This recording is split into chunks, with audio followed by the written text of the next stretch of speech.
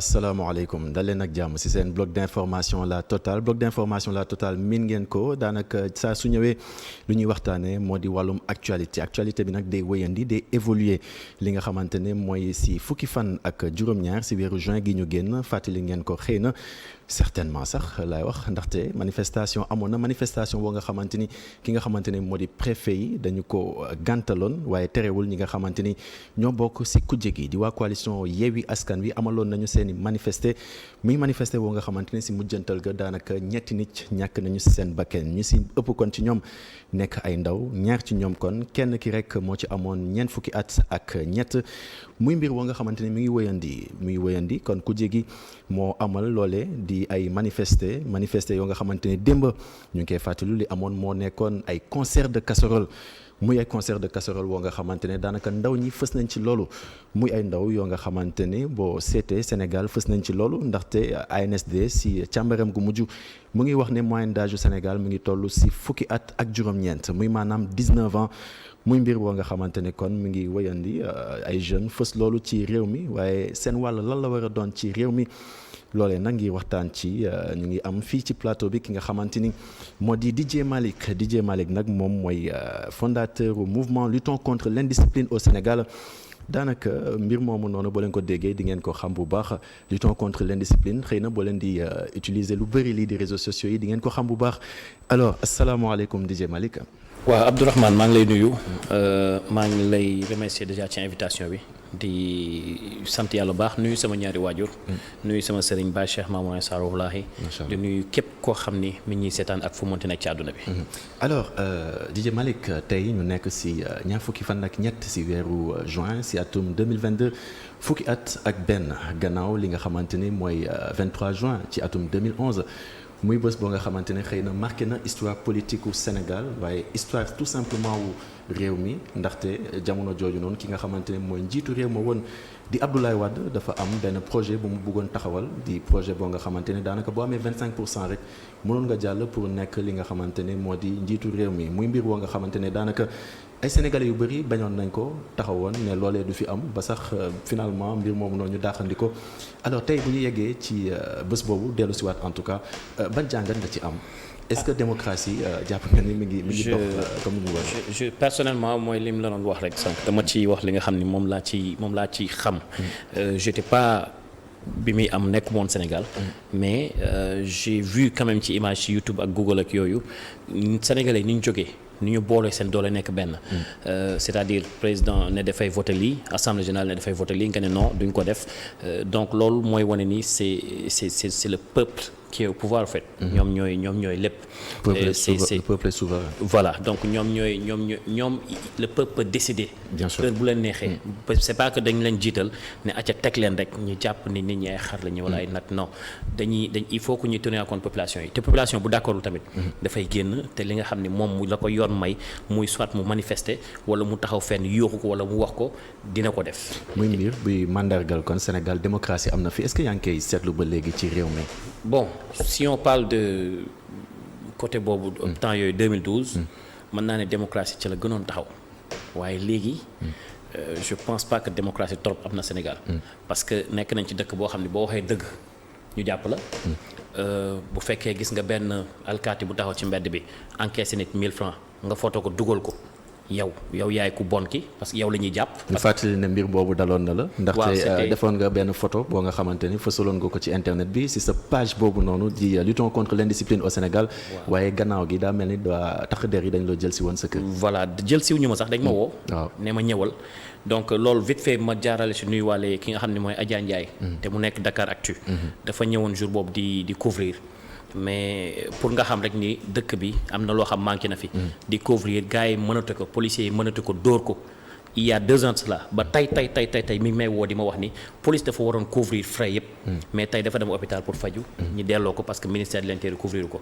donc di ko nuyu de passage di ko masaw baax a baax.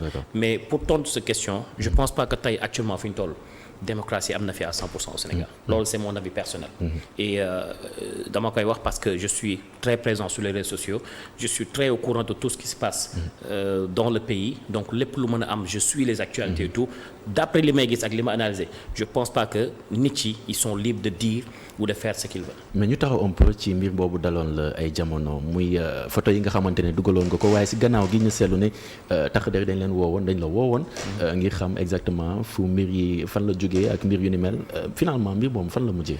bon c'est une photo boo xam ni un administrateur bi nag USA moo ko dugal.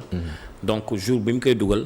man ak Néné Social ak tous les autres membres du groupe luttons contre l'indiscipline au Sénégal ñu ngi nekk sama kër di séddale ay kits alimentaires parce que je pense que temps au Covid la woon c'est pas quelque chose comme ça donc ñi doon pare pour distribuer ko famille yi man dama jékki ñu woo ma ñëwal lan moo xew ñu ne ma non dafa am luñ boo ñëwee di nga ko xam donc je suis venu à ma grande surprise ñu téye ma fa 15 heures ba 23 heures di ma enquête ci benn photo boo xam ni ñëpp xam nañ ni ki def lii il est fautif il est fautif photo boobu boo ko xoolee xam ni c'est dommage à dire mais loolu moo am Sénégal tali bi xam nañ li fi xew donc bi ñu ñëwee enquête ñu convoqué waat ñu une deuxième fois ma ñëwaat une troisième fois ma ne non attends trop c'est trop donc je suis allé voir mes camarades ay ñoom Guy Marius Sagna ak ñoom ñeneen ñi tous les membres de la société civile nen lii ak lii man ñu ngi may bëgg xokotal ci koo xam ni dañ ko dénoncer dafa def lu dul yoon li ñu naan corruption. ci mujjantal gi nan la mujjee mbir mi. dem leen ñibbi bu ñu leen soxlaa dinañ leen woo. ba léegi.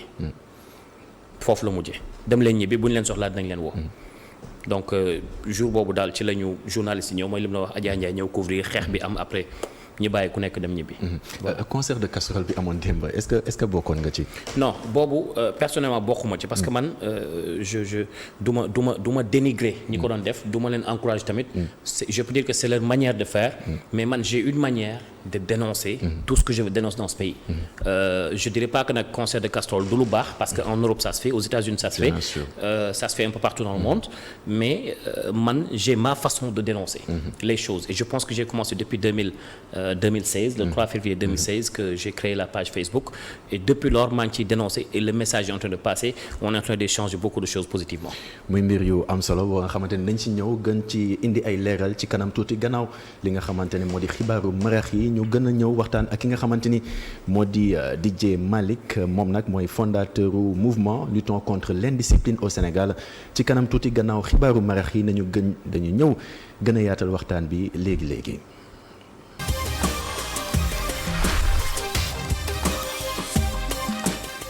salaamaaleykum dalati leen ak jàmm ci seen bloc d'information la totale tey ñuy waxtaanee wàllu bi nga xamante ne ndaw ñi war nañ ko am ci réew mi ci dalub réew mi tey nag ci plateau bi ñu am ki nga xamante ni moo di DJ Malick moom nag mooy fondateur lii di mouvement luttons contre l'indiscipline au Sénégal daanaka tur boobu noonu wala boog turu association boobu wala mouvement boobu bu leen ko déggee dina am lu mu leen di jox bu dee yéen a ngi ci réseaux sociaux yi lu bëri moom nag muy xeex lii di wàllum indiscipline au Sénégal sànq nag bi ñu ko laajee daanaka mu ngi xamal ni moom dafa am beneen façon boo nga xamante ne noonee lay xeexee li nga xamante ni mooy ay gëm-gëmam loolee nag lañ ko bëgg a laaj DJ Malick alors li mu la bëgg a laaj mooy yow sànq yaa ngi naan participer woo ci li nga xamante ni moo di concert de casserole yi da nga am sa propre forme yow de contestation forme de contestation boobu lan la exactement. bon déjà concert de casserole bi muy am man j'étais dans la rue maa ngi doon régler quelques trucs yoo xam ni depuis matin bi ba guddi gi. mënu ma woon fexe ba pare ko. mooy benn mais man sama notre façon je peux dire de dénoncer. mooy que on utilise les réseaux sociaux. D'accord. On utilise li nga xam ni moo fi nekk tey au fait. l'internet. ñëpp a ngi ci internet bi. je dirais pas tout le monde à 100%. mais lépp loo fi def tey. bu ngoonee dina daj Sénégal yëpp. et vu qu'on a une page qui est très suivie. on a décidé de dénoncer lépp loo xam ni indiscipline la incivisme injustice et corruption. sans di nëbb dara. c'est-à-dire on dit ce véhicule DK 0000BH. dafa def lii. beaucoup de gens n'avaient pas le courage de dénoncer photo plaque oto sax nit dugal ko soo waxee ñu ne non c'est des trucs privés kërëb. ñun dañu dem renseigner wu par rapport ak loi lu mu bëgg ak lu muy bañ. c'est-à-dire oto mi ngi ci mbedd bi. c'est public. suñu bët mi ngi koy gis. am nañ droit photo ko dugal ko. donc yoon may nañu ko on a décidé d'utiliser ce genre de choses. ñi nga xam ñi ngi utiliser par exemple ay nit ci entreprise duñu leen fay. wala ay société di jël ay nit stage pendant 2 ans 3 ans di leen renouveler di leen fay. bu ñu ñëwee en dénonçant. on met le nom de l'entreprise. carrément lii ak lii ak lii ak lii mais nag kiy dénoncer par exemple bu ñëwee ci ñun danañ ko xamal ni lii ngay wax nii bu fekkee du dëgg mën nañ la toppee diffamation et diffusion de fausses nouvelles. boo d'accordee ni buñ ñu convoqué ñun yow tamit da ngay ñëw. on fait la publication. bañuñu ci convocation. parce que ñun ñooy dénoncer. ñun ñoo nekk ci loo xam ni. chaque jour da ngay gis loolu yoon nga wax ko. donc du ñàkk benn jour wala ay temps dinañ la convoquer wala jàpp la tëj la. wala sonal la. et c'est des choses qui arrivent. donc ñun wax dëgg yàlla ñun on a décidé depuis 2016 d'utiliser l'internet pour dénoncer. la plupart du temps mbir yu ni mel fan lay mujjee exactement ci yoon lay mujjee da ngeen di ko yóbbu ci yoon départager un peu les deux camps wala nan lay demee exactement. bon am na si cas yoo xam ni bu ñu defee par exemple tey. ñu ne Abdourahmane DJ Boubs dóor na ko ci ITV Abdourahmane ñëw ci ñun dénoncé ñu ne DJ Boubs lii moom daanaan la du def yooyu waaw du ko def sama frère la maa ngi koy nuyu de passage il va réagir wala nga tudd turu boitam kenn bëggul loolu tu vas réagir su fekkee réagirul nit ki ñëwaat ci ñun ak suñu juriste yi nga xam ne ñoo ñuy dimbali dinañ fexe ba wax la lan nga war a def ci yoon ba nga xam ni soo ko defee di nga am réaction. donc ñoom da nga leen di jox seeni responsabilité maanaam lii ngeen def ni ngeen di def ngir am ci résultat yu probant wala non je peux dire certains ñu si bëri bu ñu ñëwee dañuy yaakaar ci page bi ci benn publication boobu parfois benn publication bi day faj lu bëri. je peux dire publication yi def 80% des cas day faju mais am na si yoo xam du faju donc su fajuwul nit ki su ñëwaatee ñu man de jotaguma dara déggaguma dara ñu dem ci juriste bi ne ko léegi lii mu ne nekko na def lii na def lii mu dem mu def. d'accord su demee mu def nag. réagirul boobaa ñun nag mën nañ ko conseiller su fekkee entreprise mag la. wala ki ngay xeexal am na doole dëkk wala affaire mel noonu il faut manifester. déposer lettre d'information nga taxaw manifester pacifiquement. bul sànni bul xeex bul saaga bul dóor taxawal ak sa message bu mag sa kii bu mag. ci kii nga wax li ngay wax. ba pare bu dee am nga avocat mu topp ci ñun il nous est arrivé souvent ay nit am problème ñu fay avocat bi régler kaawu nit ñooñu. donc c'est je peux dire notre manière de participer au développement du pays et de dénoncer les choses qui nous font mal dans ce pays. alors ñu taxaw ci un peu ñàkk yar muy indiscipline bi nga xamante ne moom ngeen di xeex ci réew mi ci diggante 1 ba 10 indiscipline ci ban diggante la toll exactement 10 pour ne pas dire 10 pour ne pas dire ñëpp je dirais 9 parce que su ma nee 10 day mel ni tënk naa ñëpp. c'est inquiétant alors que ñëpp yaradikewuñu am na ñoo xam ni xëy na tey DJ Malick la ñu xam. Néné Social wala Moussa Camara. keneen ak keneen la ñu xam. mais am na fi ñeneen ñoo xam ñi ngi def lu am importance di xeex indiscipline di xeex injustice di xeex corruption. di xeex incivisme te pourtant tooguñu fii ma toog. am na ñeneen ñoo xam ne lii ñuy def tey man li may def nii ci réseaux sociaux yi am nañ lu gën a baax loo xam ni maa ngi koy defee. mais ñi ngi toog ne tekk. xëy na ñun la yàlla def rek ñu xam ñu nii mais je veux dire. Sénégalais bu bëggee yaru dina yaru boo demee États-Unis boo demee Europe boo demee yeneen dëkk yoo xam ne dañ teg loo def ci mbedd bi loolu noonu ñu teg ay sanctions. il respecte ce que le règlement dit il respecte la loi. Sénégalais du nekk États-Unis ba lekk xollitu banaan ba sànni ko ci mbedd bi parce que foofu ñi war a sanctionner il sanctionne. du dem France ba def ñàkk Sénégal ba tax yar bi ñàkk yar bi gën a fës. ci sanction moo ñàkk Sénégal. ba pare yar yi ci kër gi dafa des.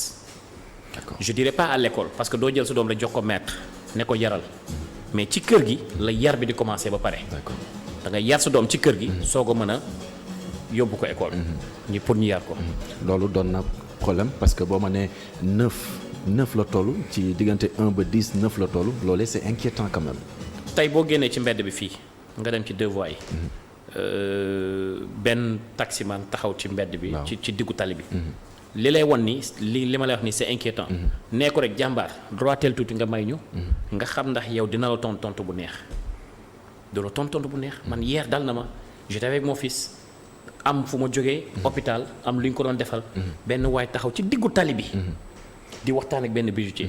sëñ bi may ma kii comme ça oto yi mën a dem ñu débloqué wu wala nga seere tuuti may gars yi romb il m'a insulté. te la plupart du temps ñan la ndaw ñi la wala mag yi la wala ñan la. je peux dire c'est xam nga dañu am population boo xam ni jeunes yi ñoo gën a bëri. waaw donc forcément lu ñuy def luy am ci dëkk bi jeunes ñoo si gën a bëri. Effectivement. mais am na si mag ñoo xam ne tamit vraiment ils pensent pouvoir détenir le monopole de l'indiscipline te monopole indiscipline kenn yore ko ci dëkk bi.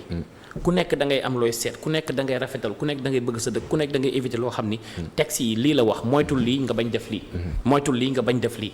mais am na si ñoo xam ni c'est totalement damay def lu ma neex.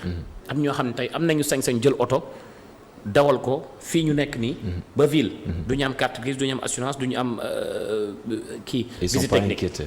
inquiété wuñu lu tax bu ñu leen jàppee am nañu fu ñuy jaar. ba tax loolu noonu moo leen di permettre ñi mën a daw librement dans la ci dëkk bi mais nañu wax dëgg moo am ci dëkk bi. mais est-ce que dëkk bu mel noonu yomb na jiite itam DJ Malick. dëkk bu mel noonu. waaw yomb na jiite. yomb na jiite parce que je peux dire tey gouvernement bi fi nekk. ko nga xamante ni lu la neex ngay def. président bi fi nekk qu'il prenne ses responsabilités. boo bëggee corruption jóg fii ci dëkk bi. dina fi jóg mais boo jëlee benn Félix Antoine Diome. teg ko mu nekk à la tête du ministère de l'intérieur kooku dafa mën jiite ñoo xam dañ jaar armée jaar bango et cetera mais mun leen jiite c'est un poste purement politique nañ jël poste yooyu teg fa nit yoo xam dañu neutre. ñu diriger police bi comme il le faut. mais ñuy diriger avant ngay diriger di teg ay nit ci yoon yow mi di diriger na nga jug. Bon, loolu moo njëkk important. On va pas entrer dans les considérations politiques. je parle pas de la personne. Oui. Mais je parle de ku mu mënti doon. D'accord. mun na doon man. tey suñu ma tegoon man mi diriger naa jub ba pare su ma jubul du ma mën a diriger. mi mel ni un père de famille bu dëng du mës a teg ay doomam ci lu jaar yoon foofu laay waxee. mais ñu taxaw un peu ci jiite bi yow da nga jàpp ne que dëkk bi yomb na jiite. ci naka exactement boo ma waxee ne que diggante 1 ba 10 dëkk bi daanaka ñàkk yar bi dafa fës loolu mi ngi ci 9 loolee boo ma ko waxee loolu man ci li ma jàpp bokk doon na dëkk boo nga xamante ne du yomb jiite à moins que nga ne ma sanction yi peut-être la ñoo ñàkk a def peut-être. il faut déjà commencer à sanctionner les dirigeants. D'accord. Dëkk bi tey j'aurais bien aimé mu am benn ministère boo xam ni. Sanctionner ñi nekk ci kaw rek la ba pare. mais dirigeant lan lañ def bañ leen di sanctionner. non il y a beaucoup de tey par exemple je peux prendre l'exemple d'un ministre boo xam ne maa ngi ko gis Nord Foire il conduit des véhicules ça fait des années amuñu plaque. loolu rek. yu daw ci dëkk bi nii dëkk bi mën naa la yóbbu buntu këram. mais je peux dire loolu rek tey boo ko defoon am problème yow. man bu ma ko defoon am problème keneen seetaan ku ko defoon am problème. léegi kon bu taxawee policier bi ñu ko jàppee day ne man ministre la. je suis ministre wala Macron bi. kon présidence Macron permanent présidence la bàyyi leen ko mu dem wala Macron assemblée bàyyi leen ko mu dem wala ministre tel ministre présidentiel tel bàyyi leen ko mu dem léegi et le reste des Sénégalais dans tout ça. ñun on est quoi dans ce pays foofu laay waxee. ñi nga xam ñoo nekk ci kaw Sénégalais yi fal leen ñu nekk ci kaw ñu war a def ci ñoom confiance pour ñu war a jiite suñu dëkk teg ko ci pas yu baax.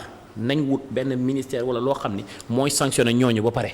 kon yow ci li nga gis ñooñu wanewuñu exemple bi war. je dirais pas tout le monde.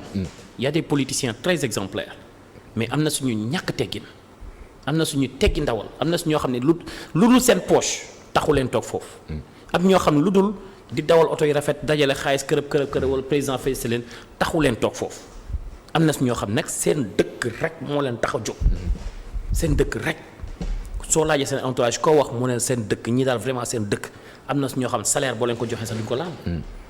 dañuy nekk mairie wala nekk député fenn seen salaire j'en connais duñ ko laal. donc nit yu mel noonu lañ soxla ñoo xam ne dëkk bi ñor leneen. pas ñoo xam ne dañ leen fal ci poste rek ñuy circuler def lu leen neex.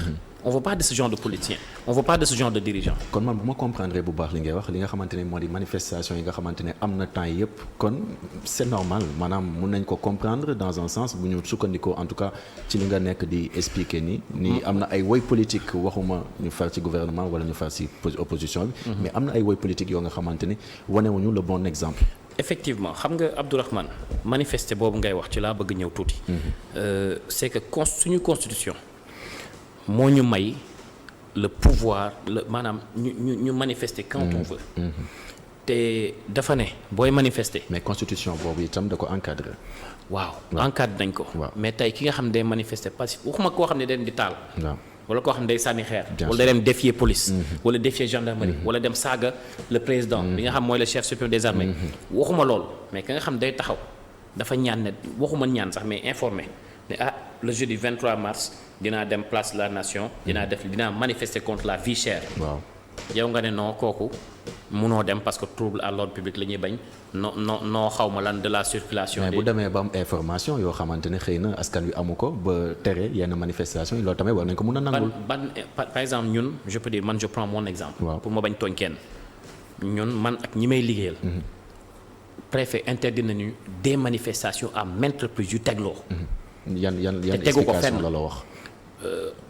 noo xaw ma lan maanaam nit ñi xam nga seen kii yi rek seen texte yi nit ñi pour ñu dox da nga leen di tere dox bi. d'accord. violence mën na am. et cetera et cetera man ku ma xam. ak ñi may liggéeyal loolu. mosuñu def dara ba violence am. d'accord. donc nit ñi bu ñu bëggee manifester parce que dëkk bi dafa metti wala vie bi dafa cher. wala manifester contre injustice. tey su ma ne woon damay manifester contre la corruption sur nos routes duñ ma ko mas a may. parce que arrangé wu leen nga ko est-ce que. non semaine prochaine ma déposé benn. incha allah ma jox la résultat yi. incha allah duñ ma ko mas a may.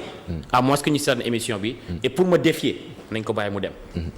à moins que loolu am mais lu leen arrangé wul duñ ko def. mais dañu seetlu ne manifestation quand même buñ la ko autorisé wul jarul ngay forcé. y a pas besoin d'autoriser manifestation Abdourahmane da nga war a informer. waaw loolu on le sait loolu ñëpp wax nañ ko. boo informé mais quand même préfet bi am yenn information xëy na yoo xamante ne ñun amuñu ko ñun population lambda bi amuñu ko mais ñu war ko mun a nangul information yi nga xamante ne moom am na ko. quand même Abdourahmane préfet. waaw. du ma ne xam na lu ñu xamoon ba ñuy dëkk bi lañ dëkk. nit ku jóg encore une fois. ne dafay xeex pour injustice par exemple un Cheikh Omar Diagne bu ñu jàpp ñu ne diffamation lañ ko toppee ba dóor ko mandat de dépôt ñaata yoon lañ déposé waa Colicot ne dañuy def manifestation pacifique. taxaw dox de la place de la nation au rond-point RTS. dox jàllale suñu message kenn sànniwul xeer kenn saagawul. dox ñëpp tere ñu ko. ñu ne dañuy dox changer itinéraire ñu terewaat ñu def beneen beneen information ñu terewaat ñu. jusqu'à la 4e fois lañ jàpp ñu bëri. dugal tëj mais du yoon préfet moom xam na ne ñun bañ dalee xeex ba léegi saagaaw ñu xeexuñu. tooñuñu on marche pacifiquement on est des gens respectueux on a des familles on a des enfants. donc bëgguñu def dara loo xam ne tey bu ëllëgee dañ ñu koy saaga. donc ñun on respecte les lois d'abord. d'accord. donc ñoom aussi qu'ils respectent li nga xam ne moom la Sénégalais yi moom. ñu jox leen ko. alors bu ñu taxawee un peu ci manifestation bu mujj bi boo nga xamante ne Yewwi Askan Wi moo ko namoon a amal. ñu gis ci ne dañ leen ko tere woon waaye terewul fii ci Dakar am na ci ku ci génn àdduna ndax dañu forcé ca Bignona amit ku ci génn àdduna ca Ziguinchor itam amit keneen ku fa génn àdduna mbir moomu noonu est-ce que gënul woon ñu surseoir un peu seen manifestation boobu d'autant plus que ñi nga xamante ne moo di préfet yi nee leen manifestation autorisée wuñu ko parce que dañu sentir ne y avait trouble à l'ordre public quand même. Abdourahmane moom laay waxaat gis nga manifestation. kenn amul sañ-sañu tere ko. kenn amul sañ-sañ naan dama koy autoriser du ma ko autoriser. d'accord on t'informe.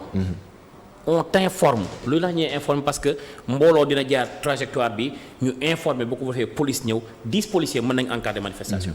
10. mën nañ encadrer manifestation. encadrer leen gars yi ñu dem boo teree am na ñoo xam ni par force bu ñu nee dañuy génn te mënoo ci dara. d'accord. mais tu encadres ces gens avec 10 20 policiers ñu dem. mais tey boo teree manifestation yow ci dëkk bi nga dëkk. ñaata auto police nga gis ci mbedd bi. ñaata seen camions yi dragon yi xaw ma ñu tuddee ay tur yu bëri yi lajoor yi lii ñaata ñooy nekk ci mbedd bi. ñaata camion ndox yooyu xaw ma di saan ndox yi tàng ñooy génn. ñaata gendarme ñooy mobilisé wu ñaata élément civil ñooy génn. ñaata élément police et cetera et cetera. presse bi yëpp ñëw mobiliser dóor ay lacrymogène hôpitaux yi ñi si nekk Abass Ndao ñoo gën a souffrir souvent lacrymogène day dugg foofu ñaata dégâts ngay def. ci loo xam ni boo ko encadré woon. loolu yëpp du am. alors ñu ñëw un peu ci seen façon de contester yéen waa luttons contre l'indiscipline au Sénégal. indiscipline bi sànq wax nga ko nee nga mu ngi toll ci diggante 1 ba 9 mi ngi toll ci diggante 1 ba 10 ci 9 bi. muy mbir bu inquiétant loolu. alors yéen d'habitude seen doxalin lan la ngir xeex loolee di indiscipline fii ci réew mi modus operandi bi lan la exactement. bon ñun suñu façon de faire déjà. tey bu ñu gisee koo xam ni mi ngi jaar ci benn tali. xamul ne fii sens inverse la par exemple ñu ngi koy def chaque jour. benn jour lu ñu def on prend nos téléphones def live dénoncer. d'accord. beneen yoon mën nañ dem def live mais en même temps ñi fay jaar interpeller leen ne jàmbaar fii ngay jaar de sens interdit la. da ngeen di waxtaan ak ñoom njëkk. wax ak yow. dañuy wax ak yow. lii ak lii ak lii ak lii waroo ko def ñu gis koo xam ne yor na ay xaram muy lekk fleur yi nga xam ne ci rond point la nekk muy sa xaalis yow muy sama xaalis di xaalisu keneen kuy seetaan. mais bu ñu gisee borom xar bi dañ ko koy wax. d'accord boo ko gisul nag mënoo ko wax. et cetera et cetera c'est notre façon ñun de faire. c'est notre façon de lutter parce que tamit nit ki mënoo ko fekk mu toog nga ne da nga koy yar nekk magum jëm nga ne da ngay jël banti ko dóor moomoo ko. c'est comme yenn gendarme yenn policier nekk tali bi di yóoxu nit ñi. moomoo leen nit ñi. nit bu am xel da ngay wax ak moom correctement. bu dee nit. dina xam ni kii li mu wax dëgg la bàyyil ma def mais boo ñëwee bëgg yóoxu bëgg jaay doole nit ñi kenn moomu leen. dëkk bi kenn moomu ko ñu insister si lu ñuy def ci ngi leen di wan ci un peu ci réseaux sociaux yi c'est ça. waaw c'est ça ñun en tout cas ñun de notre côté c'est notre façon de faire. d'accord ci beneen côté tamit on dénonce on affiche beaucoup de choses sur les réseaux sociaux. parce que mënuñu dem jël suñu dàll chaque jour tey ñu jaar Pikine suba Guédiawaye gën on peut pas le faire. d'accord c'est beaucoup d'argent. d'accord parce que oto yi nga jël dañu jël essence. ñaata nit ñoo nekk ci association wala mouvement boobu nga xamante ne yaa ko jiite. on n'est pas nombreux ci ñoo xam ne ñoo nekk fii Dakar. mais am na ñu nekk un peu partout dans la région yi dinañ nekk kiiwuñu sax baax mais dinañ ko ubbiwaat. boo ko defee ñi commencé dem ci région yi di def li nga xam ne moom nañ ko def c'est-à-dire des actions des journées de nettoyage reboisement et cetera et cetera. journée de don de sang consultation gratuite et cetera ñun c'est ce genre de choses yoo xam moom la ñuy organiser. nit ñi ñëw ci en même temps on fait passer nos messages. bien sûr alors ñu gis sànq yaa ngi wax région yi itam bu ma juumalee xëy na est-ce que sax yaa ngi ciy doxantu le plus souvent région yi di waxtaan un peu ak askan wi fa nekkee. moom laa doon wax sànq région yi boo ci demee. di ngay xam ni Dakar je peux dire mën nañ ne alhamdulilah parce que tey boo jëlee benn région bu mel ni Kédougou. lu bëri manqué na fa côté médecine. lu bëri tey boo feebaree Kédougou am na loo war a faju loo xam ni Tamba ngay dem Tamba boo demee. am na lu fay manqué loo xam ni par force il faut nga ñëw Dakar pour faju ji. kon région yi yaa ngi fay doxantu. gis ne que ñoom politique wàllum politique soxalu leen torop. je voyage beaucoup. wàllum politique soxalu leen. am na ñu mu soxal. waaw mais je peux dire la majorité ci région yi. lu ñu lekk lu ñu naan seen doom dem école. ñu am fu ñu fajoo. lii moo leen ñor région yi yii ñoo leen ñor. kon ñun daal dañuy nekk Dakar rek di wax waxu politique waaye ñi nga xam ne ñoo nekk ci région yi ñoom am nañu yeneen yitte yoo nga xam ne moo leen gënal am nañu nekk ci région yi di politique.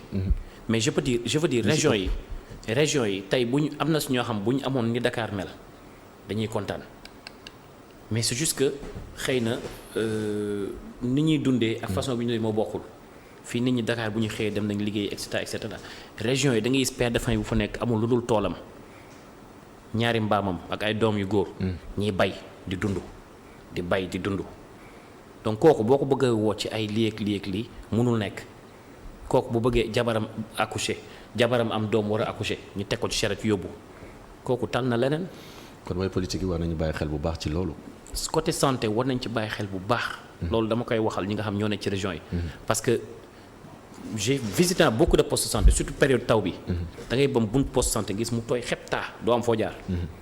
te nit ñi pourtant ñi ngi fexe ni ñuy cokki pour dugg ci biir wala ñu teg brique ci bunt bi tegle ko pour nit ñi di cokki femme enceinte bu amee ñu xool ni ñu ko jàppoo dugg ci hôpital bi.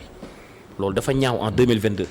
c'est pas normal que ay nit yu nekk ci gouvernement bi yore ay 24/4 jëndal seen doom yi ay oto yu jar 100 et quelques millions yor seen kër di tukki nu mu leen neexee.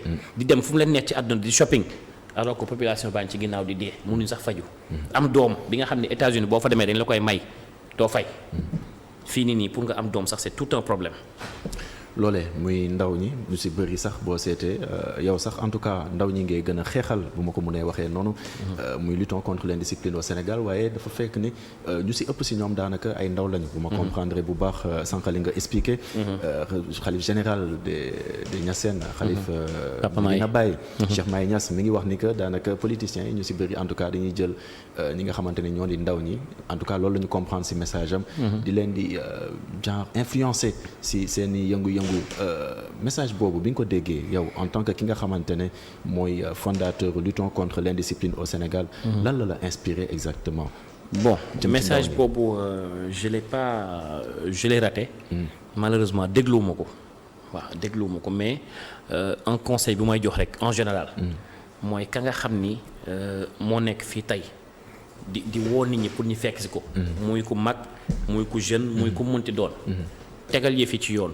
parce que bés nit ñi kenn mu leen nax boo naxee nit ñi tamit ba falu bu ëllëgee boo defee loolu noonu. ñu dindi la fi teg fi keneen. loolu rek moo fi am te dindi boobu du ma ne dañ lay fekk palais génne la parce que loolu nit du ko sax xalaat. donc finalement démocratie du am ci réew mi. du am ci réew mi mais nag suñuy carte mooy ñun suñu doole. ne Sénégalais bu nekk sa carte mooy sa doole. donc ku fi falu tey te defoo loo xam ne mooy yoon defoo loo xam ne gis nañ dëkk bi mi ngi avancé suñuy carte lañ yor. donc bés bu vote jotee ñu teggi la fi teg keneen. wàllum violence kon yow da ngay woo jeunes yi ci wàllum violence bi ñu wàññi ko wala sax bu ñu arrêté ko définitivement. bon violence moom je pense parce que malheureusement dañ ko seetlu léegi dafa fës ci réew mi. violence moom xam nga dañ naan nit. da ngay nekk da ngay am ci suñu diine bopp. dañ naan nit da ngay am sëriñ. waaw da ngay am sëriñ. te nit da ngay nekk à l'image de ton sëriñ. bien sûr. surtout bu dee dem nga ba say parents. ñu d'accord nangul la ak sa sëriñ boobu nga nekk. moo tax man damay xool ci sama sëriñ Baye Cheikh Mamour Insa. di ko nuyu de passage. dafa nekk nit koo xam ne du woo kenn ci violence. donc tey man su ma toogee fii ma ne maa ngi encourager nit ci violence. bu may génn fii yar bi dal sama kaw. bien sûr. donc bu dul loolu yépp sax violence ci boppam moo baaxul. mais nag bon. am na ñoo xam ni xamuñu lu dul violence. xamuñu lu dul pour message dugg seen bopp il faut que violence am mais ñun may fàttali encore waa LCS yépp de notre côté ce n'est pas notre manière de faire. justement léegi lan la ñu war a def exactement ngir déjà violence jeex ci réew mi waaye ngir politiciens yi en général xam ne que jamono jii nii soxlawuñu wàllum politique waaye luy jëmale réew mi kanam la ñu soxla. qu'est-ce qu'il faut faire yow en tant que ki nga xamante ne mooy fondateur luttons contre l'indiscipline au Sénégal mouvement boobu. xam nga LCS dafa mës ne dafa apolitique. moo tax tey xam naa ñu bëri bu ñu ma seetaanee may wax ni ci politique da leen jaaxal mais néew ma ñun fii lañ far wala fee lañ far. dañuy waxtaan ci situation dëkk bi. bien sûr Sénégalais là et j'ai le droit de dire ce que je pense. bien sûr. violence lu ko fiy jëlee man ci gàttal. nañ ñi liggéey bu ñu la nee ministre tel nga ministre de nu mu tudd ministre ki lekkoon kéwal yi nu mu tudd ministre kii bi de l'environnement. bu ñu la nee yaay ministre de l'environnement. bu lekk suñu kéwal bàyyi suñu kéwal. bu ñu la nee yaay ministre de la santé na fekk ni kooku di ministre de la santé xam na dara ci santé. bu ñu nee yaay ministre de l'élevage. na fekk ni am na lu mu xam ci élevage. tey xoola saaku ripaas ñaata lay jar. saaku ngooñ ñaata lay jar. tey dundal xar moo gën a metti dundal nit ci kër. donc yooyu nit ñi bu ñu koy dund xoola ndox bi. da gis koo xam day toog semaine du am ndox ñu indi ko dóor ko facture du ko sax mën fay te amul ndox man sama kër man mi di waxee du am ndox. du am ndox te pourtant j'ai une facture de 250 et quelques mille bu mu war a fay. d'accord donc yooyu nit ñi à force de vivre ce genre de choses. am na ñoo xam li ñu naan nit kenn ko topp mu sës da ngay dem ba mu yàgg da ngay exploser. moo tax na nit ñi liggéey na ku nekk li nga war def nga teg ko ci yoon. ku nekk li nga war a def nga teg ko ci yoon muy kàddu boo nga xamante ne mooy tëj deuxième partie wu total bi balaa troisième partie bi après le journal de 19h45 à tout à l'heure.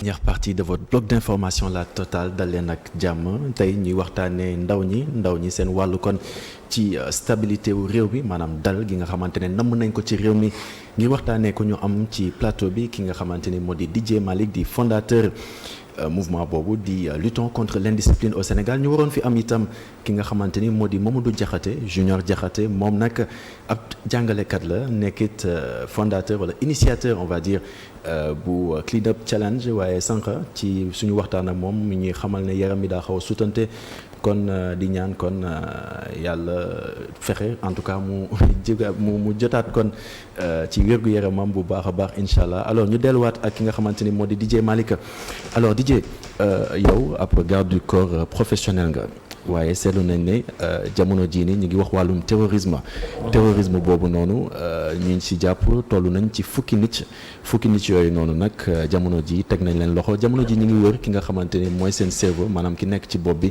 mbir moomu boo ko déggee njëkk ban jàngat nga ci am te loolee lépp tukkee ci ay manifestations.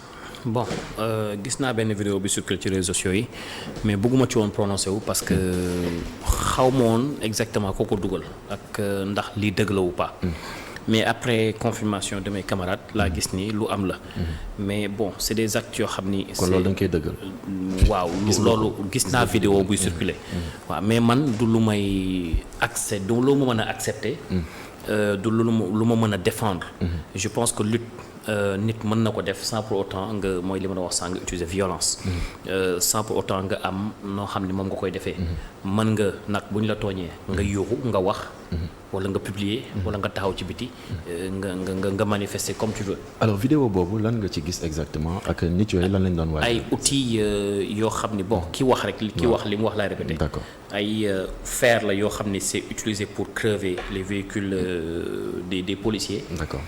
am na ay bouteilles yoo xam ne ay liquide moo ci nekkoon. am na bouteille 5 litres boo xam ni eau de javel acide moo ci nekkoon et cetera et cetera. Donc lu bëri la loolu lu ñu saisir bon du ma ci mën a sori parce que xaw ma. ñooñu lu tax ñuy jóg est-ce que c'était pour manifester ou pas. Bien sûr. Je ne sais pas mais. su fekkee ni pour loolu la. c'est des choses yoo xam ne Sénégal xamul loolu. ñu ngi wax ne que sax dañu bëggoon a attaquer benn centrale Sénélec mbir moomu itam ban jàngat nga ci am. waaw loolu laa dégg.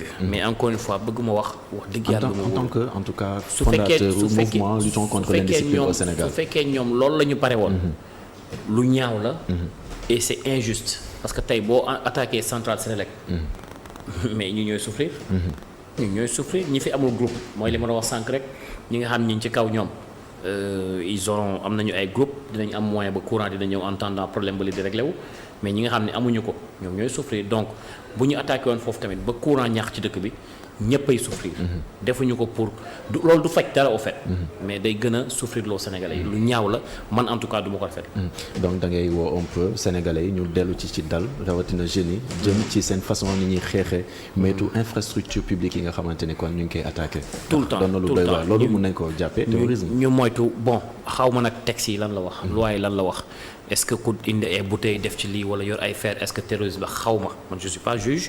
mais déet wax day leer. dafa leer waaw mais bu fekkee ni loolu lañ doon waaj. xam naa ne man du ma ko rafetlu ma ko. te beneen Sénégalais du ko rafetlu. te keneen ñooñu tamit bu fekkee ñu ngi ci ay organisation di liggéey di xeex injuste ak yooyu. ñooñu ñuy liggéeyandool tamit duñ ko nangu. donc lu ñaaw la loo xam ni xajul politique jaru ko. et encouragé wu ma kenn à ce que mu def lu mel noonu. dañu seetlu itam ne daanaka wàllum saaga maanaam tifaar. dafa di loo xamante ne que nit ku koy tàmm di def daanaka dañ lay yëkkati. gis nañ ne politiciens yi ñu si bëri ku ci nekk am nga tifaarkat sa wet. yow ngay xeex indiscipline encore di maanaam ñàkk yar ci réew mi. mbir moom bi nga ko gisee ban jàngat nga ci am politicien ku ci nekk am sa tifaarkat sa wet. ku wax rek war a mun a saaga nga mun ko saaga. xam nga saaga. mooy li ma la wax sànq. dafa yëpp en tout cas man ki nga xam ne mooy sama wasila di Cheikh Mamour Insa. yarew ñu noonu. te yarewul benn taalibeem noonu. donc suñu xel sax mayuñu ñu politique ba ay saaga. xalaatuñ ko parce que am na leneen ne ci ginnaaw loo xam ni nar na xew boo ko defee. je vois nag que ci politique. xoolee récemment président invité nag ku ñu tudd xaw ma Californie xaw ma Khalifa xaw ma. effectivement un saagakat. président indi ko may ko audience teg ko loolu c'est des choses yoo xam ni man. bu ma nekkoon présidence tey loolu du am. danaa ne Macky kii lii waroo ko def président la ñun lay liggéeyal. dañ la fa teg yow pour ngay conseiller mais ana conseil yi ko wër. ana conseiller yi ko wër yépp nañ ko conseiller. nit ñaa ngi fi wax naa ko sànq man en commençant par man. sama bopp ak sama association ñi ngi def ci réew mi lu am solo. defuñu ko nag pour ñu recevoir ñu de. mais tey bu recevoir doon am suñu genre yi ak ñeneen ñi nga xam ñi ngi liggéey ci koñ yi di set setal. ñeneen ñi nga xam ñi ngi ci social. ñeneen ñi nga xam foo leen fekk ñi ngi def ñi ngi jógee États-Unis xam naa ay Sénégalais jógee États-Unis indaale ay Américains tout le temps. def ay kii nu mu tudd ay journée de consultation. yu rëy duñ rek Dakar. mais Mbour. Thiès Saint-Louis dañuy def tournée. bu ñu paree ñoom ak Américains yépp ay étudiants au fait yu nekk en médecine. États-Unis la ñuy jël indi leen fii.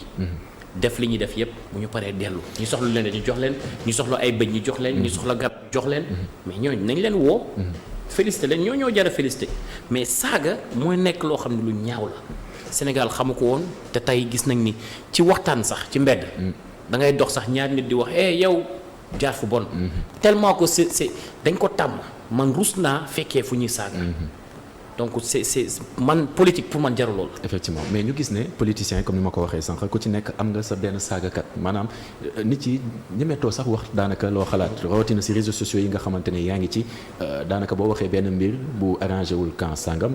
nit yi dal sa kaw wala bu arrangé camp sangam nit yi dal sa kaw itam. mbir moomu ban jàngat nga ci am. ak weejante bi nga xamante ne daanaka bëri na ci réseaux sociaux bi xam nga ku bëgg bon. da nga koy bàyyi mu continuer di bon. muy indiscipliné boo ko sensibiliser. wax ak moom. changer defal lii bàyyil lii. mais bëggul mi ngi continuer di bëgg bon mais affaire am la. bés dina yor famille. bés dina yor jabar wala doom wala dina sëy bu dee jigéen la bu bëggul changer bàyyi ko. mooy li ma doon wax sànq lépp day revenir ci éducation bi à la maison am na noo yaree sa doom man sama njaboot kenn dafa xalaat ba may taxaw wala mu kii mu naan day saaga pour lan. mën nga wax lu la metti nag ñun bi ñu fi toogee ba léegi. ñu ngi wax. waxuñu fi lu ñaaw. donc pourquoi nit ñi mënuñu doxalee noonu. saaga ci boppam moo baaxul yéen ñi nga xam ne ñoo jël ay nit di leen fay pour ñu nekk ay répondeur automatique ci Facebook wala ci feneen loolu lañ warut def politique jarul yenn yi. ki nga xam ni vraiment liggéey moo ko tax a jóg dëkkam moo ko tax a jóg na gis. même bu dee gouvernement àndul ak moom mi ngi liggéey bu ñu ko joxee poste na jël poste boobu liggéey poste boobu ba ñëpp teg seen bët ñu xam ni kii liggéey na.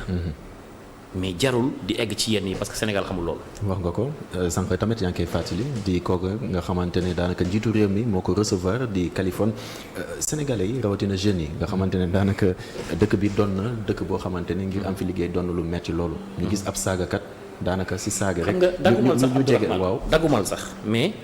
tey koo xam ni 1 an. mi ngi xëy di yeewu Sénégal. chaque semaine mënul fexe ba dajale 5000 francs par semaine kooku toog ba mu yàgg gis koo xam dafa jënd téléphone 60000. dugg internet di saaga def ay live di saaga. jékki-jékki mu siiw ñëpp di ko invité médias yi di ko woo après mu dugg benn parti politique. conséquences yi après président dem ba président woo la. ñëpp xam la. nga am ci sa xaalis. ci saaga. lan lay jur. loolu laa la bëggoon laaj. mais ngi noonu ñëpp ku nekk da ngay jënd sa internet di saaga. parce que ça va devenir un métier. ku nekk da nga ne yoon bii moo gën a gaaw ma dem di liggéey. mais effectivement mooy li ma sànq nit ñi duñu xiif nit ñi dañu sonn nit ñi dañu bëgg faju nit ñi dunduñu pendant ce temps gouvernement baa ngi romb benn ministre de l'intérieur tey buy déplacé wu motard day jóg ñetti 4x4 dañuy jóg ay garde corps dañ koy topp ak yeneen kenn c'est combien d'argent. tey un député bu nekk à l'Assemblée nationale dañ leen di fay salaire 1 million et quelque. dañuy am benn carte ci benn station pour ne pas faire de pub. boo xam ni 250 000 moo ci nekk ci xaalis. ak beneen bon boo xam ni 1000 litres la suma juumul ay chèque lay doon ci beneen station. ak yeneen avantage ak seen oto. boo xam ni boo nekkee député 5 ans amoo problème yaa moom oto bi oto un véhicule qui coûte plus de 30 et quelques millions. pendant ce temps nit ñaa ngi fii mënuñu sax accoucher correctement mais ça c'est des choses yoo xam ni c'est injuste. c'est injuste benn nit mënul toog ñi dëkk la denk la poste. ngay dund comme tu veux. tu es à l'aise alors que nit ñi lekkuñu. loolu du yoon. dañu seetlu itam daanaka institution yi nekk ci réew mi daanaka rëccuñu ci saaga yooyu noonu loolu noonu ban jàngat nga ci am parce que ñu bëri nee nañ c'est un précédent dangereux quand même. c'est un précédent am na benn kilifa bu doon saaga yàggul.